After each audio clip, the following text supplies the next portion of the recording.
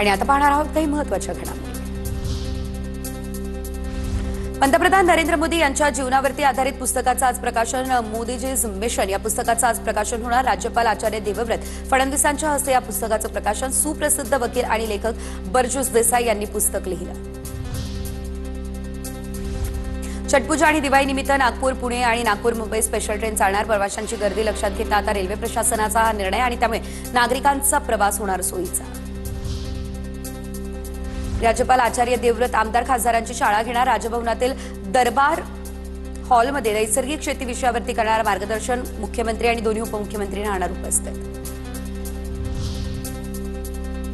ऐन दिवाळीमध्ये राज्यभर पाऊस कोसळणार। दक्षिण महाराष्ट्र, मराठवाडा आणि कोकण किनारपट्टी भागात पावसाची शक्यता, तर पुढील 3 दिवस हवामान बदलणार असाही अंदाज। 12वीच्या परीक्षेचे अर्ज भरण्यासाठी 3 नोव्हेंबरपर्यंत मुदतवाढ। विलंब शुल्कासह हे अर्ज सादर करावे लागणार। परीक्षा शुल्क मंडळांकडे जमा करण्यासाठी 7 नोव्हेंबरपर्यंत मुदत। 10वीचे अर्ज भरण्यासाठी 27 ऑक्टोबरपर्यंतची मुदत।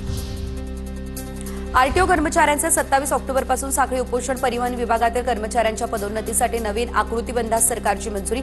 मात्र 2 वर्षांनंतर ही प्रक्रिया रखडली। परिवहन मंत्री सरनाईक यांच्या बैठकीमध्ये हा तोडगा नाही। फटाक्यांमुळे ठाण्यामध्ये हवा आणि ध्वनी प्रदूषण। नरक चतुर्दशी, लक्ष्मीपूजनासह दिवाळीच्या 4 दिवसांमध्ये हवेची गुणवत्ता अत्यंत ढासळली। प्रदूषणाच्या पातळीमध्ये 11% वाढ। ध्वनी प्रदूषणात देखील 3% वाढ।